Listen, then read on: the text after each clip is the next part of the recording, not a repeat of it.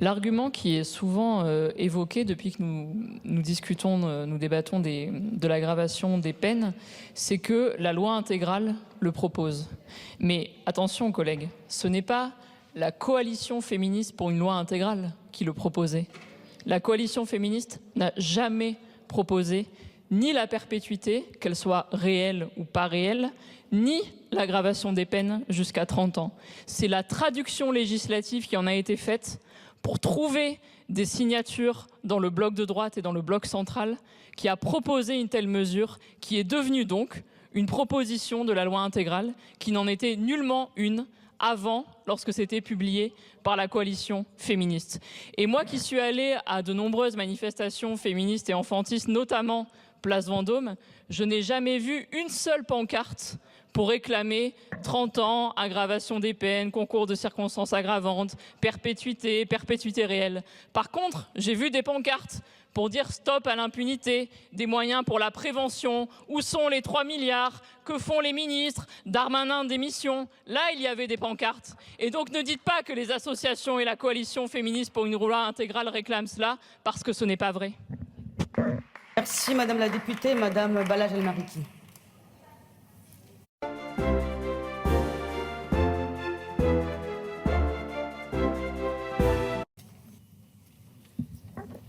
Oui, Madame la Présidente. C'est un amendement qui supprime un alinéa de cet article, mais nous sommes opposés à l'article dans son entièreté. Je trouve que ce débat illustre le glissement opéré entre l'extrême droite et le bloc central, puisque nous allons ensuite aborder la question de la perpétuité dite réelle, c'est-à-dire la perpétuité avec la période de sûreté qui va jusqu'à la fin de la peine de la perpétuité et aucune possibilité d'aménagement de peine et d'amélioration, de réduction de peine.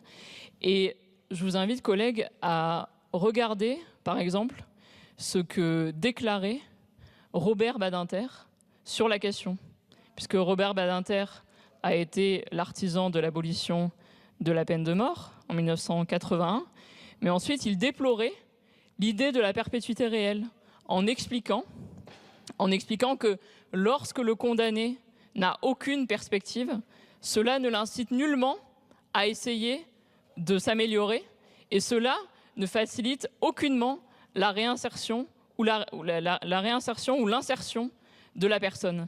Et donc je crois que ce qui est dramatique dans ce débat sur la perpétuité, ce n'est pas seulement que certains reprennent les idées du Rassemblement national, puisque ce n'est pas nouveau pour une partie des LR, enfin pour la totalité des LR plutôt, et pour une partie du bloc central, c'est que jusqu'à certains bancs de gauche, certains ne soient pas plus fermes pour être opposés à ce type d'article, à ce type d'aggravation de peine, qui, on le sait, ne servent strictement à rien pour lutter contre les violences sexistes et sexuelles.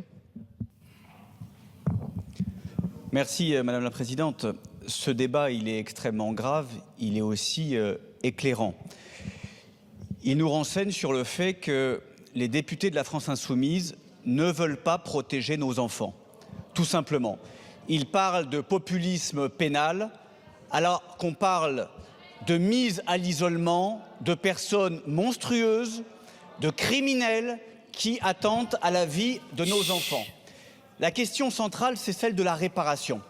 Quelle est la réparation? Et je pense que n'importe quel parent peut se poser la question.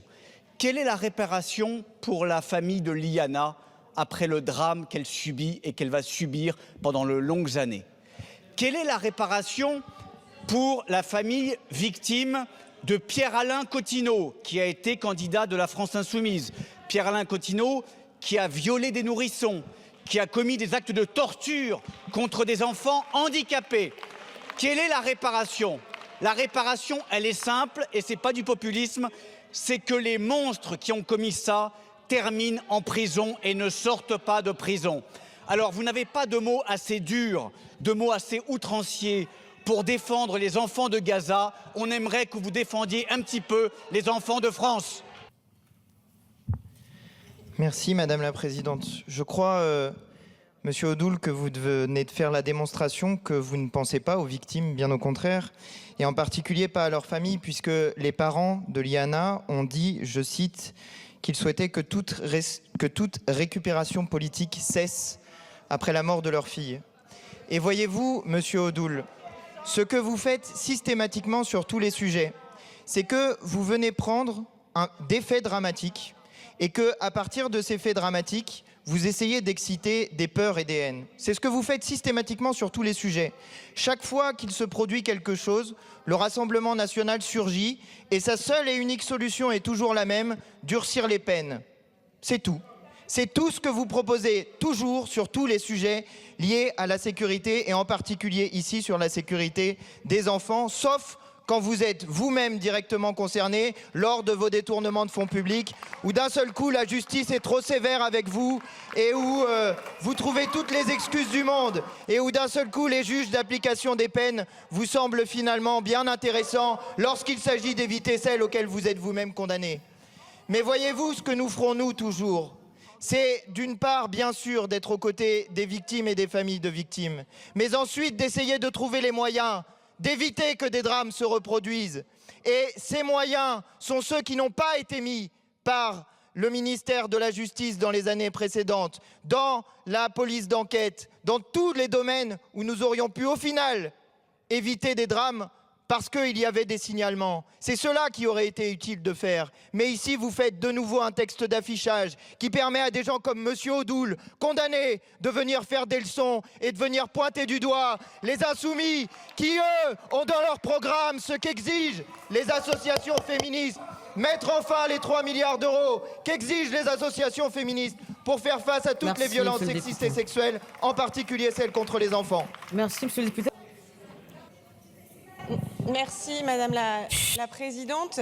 Évidemment, nous on votera contre cet amendement de Madame Capdeville. Moi, je souhaite simplement qu'on parle de ce dont il s'agit. Je vous lis quelques éléments sur un de ses auteurs. Donc, l'enquête le concernant révèle qu'il est vraisemblablement à la tête d'un réseau pédocriminel avec plusieurs complices, administrateur d'un groupe Telegram dans lequel il partage des vidéos de viols pédocriminels filmés à son domicile sur une fillette handicapée de 4 ans.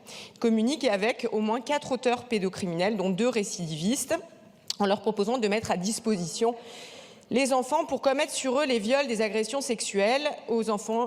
Il les met sous soumission chimique, Xanax, somnifères, poppers. Début 2023, il viole un nourrisson de 5 mois. Le premier enfant confié par l'aide sociale à l'enfance après l'obtention de son agrément.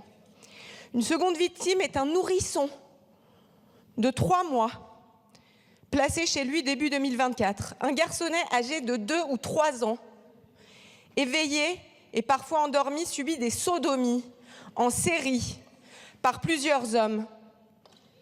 L'enfant est accueilli chez monsieur Cotineau sur des courts séjours lors de l'été 2024. Voilà, nous estimons... Est-ce que je peux terminer? Nous estimons qu'il s'agit des crimes les plus graves que l'on peut adresser à un être humain qui est un nourrisson de façon répétée en soumettant ces nourrissons à des viols d'autres adultes.